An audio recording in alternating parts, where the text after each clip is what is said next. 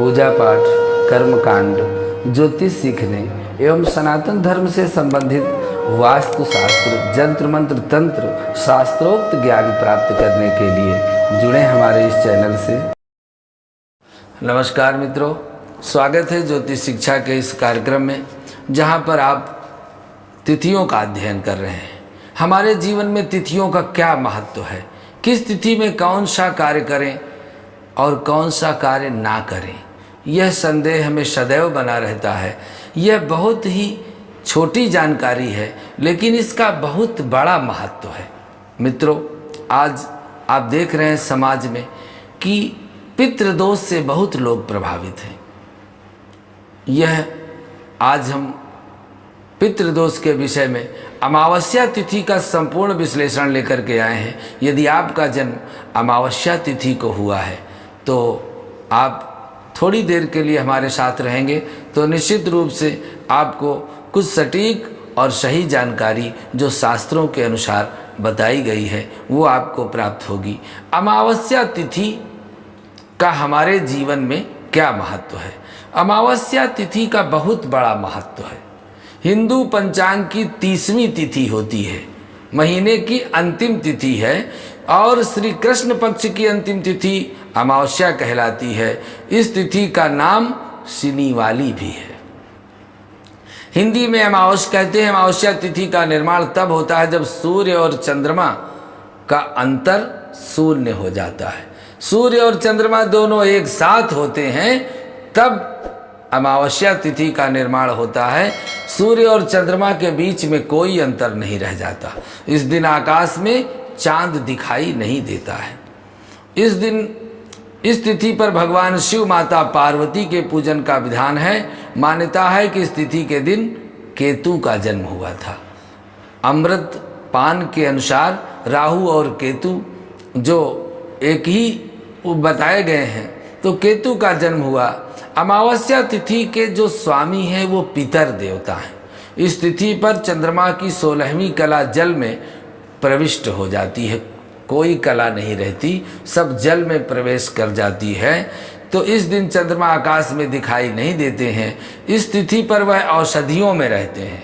अमावस्या तिथि के दिन भगवान श्री कृष्ण पक्ष समाप्त होता है और इसी तिथि के दिन सूर्य और चंद्रमा दोनों समान अंशों पर होते हैं। इसीलिए अमावस्या तिथि को यदि किसी का जन्म हो जाए तो एक तरह से सूर्य और चंद्रमा एक साथ हो जाते हैं। इस तिथि में जन्मे जातकों की दीर्घायु होती है, अर्थात आयु लंबी होती है। ये लोग अपनी बुद्धि को कुटिल कार्यों में लगाते हैं, अच्छे कार्यों में नहीं लगाते। हमेशा उल्टी दिशा से सोचने का प्रयास करते हैं। बहुत पराक्रमी होते हैं, लेकिन इन्हें ज्ञान अर्जित करने के लिए बहुत प्रयत्न करना पड़ता है। ये किसी की सुनते नहीं अपने सामने। इनकी आदत व्यर्थ में सलाह देने की बहुत होती है, पर ये किसी की सलाह को मानते नहीं। इन जातकों को जीवन में बहुत बड़ा संघर्ष करना पड़ता है, क्योंकि मन का स्वामी चंद्रमा सूर्य के साथ समायोजित हो जाता है तो इनका मन मानसिक अस्वस्थ होते हैं। ये यदि अमावस्या को जन्म है तो मानसिक रूप से बहुत स्वस्थ नहीं होते। इनमें असंतुष्टि की भावना बहुत अधिक रहती है। किसी भी कार्य से पूर्ण रूप से कभी संतुष्ट ना हो पाना। अमावस्या तिथि पर भगवान शिव और माता पार्वती का पूजन। इस तिथि पर पितरों का तर्पण जरूर करना चाहिए।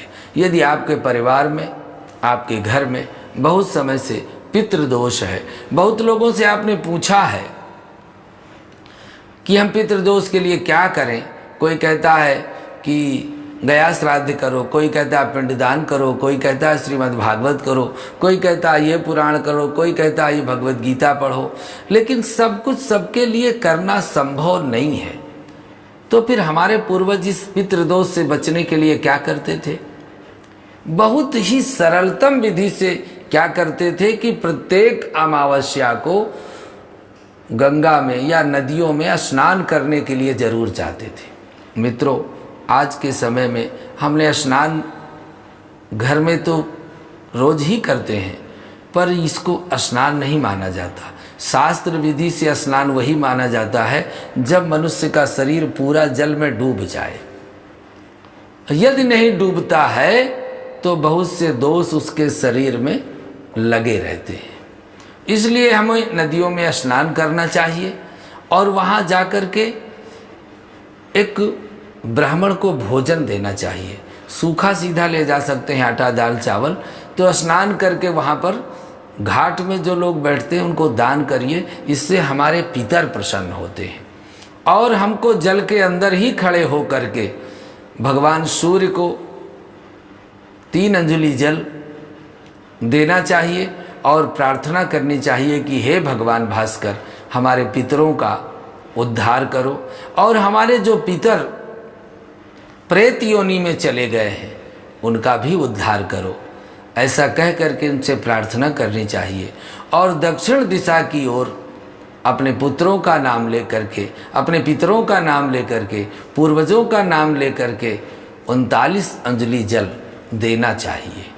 इस तरह से 7 परिक्रमा करने चाहिए और उत्तर दिशा में ऋषियों के नाम से जल देना चाहिए। यदि यह प्रक्रिया बिना खर्च की है, आप हर अमावस्या को निरंतर कर रहे हैं, तो बड़ा से बड़ा पितृदोष आपके परिवार से समाप्त हो जाएगा, उन पितरों का मोक्ष हो जाएगा और आपके परिवार में श्रेष्ठ पुत्रों का जन्म होगा। जो पढ़ लिख कर पुत्र बड़े हैं उनकी उन्नति होगी और जो पुत्र बेरोजगार हैं या दिशा विहीन हैं वो पितरों की कृपा से आगे उन्नति में जरूर बढ़ेंगे। इसलिए इस तिथि को पितरों का तर्पण करने का विधान है। चंद्रमास की आखिरी तिथि है। गंगा स्नान और दान का बड़ा महत्व है। इस दिन क्रय विक्रय और शुभ कार्यों को करना वर्जित है। अमावस्या के दिन खेतों में हल चलाने का निषेध है।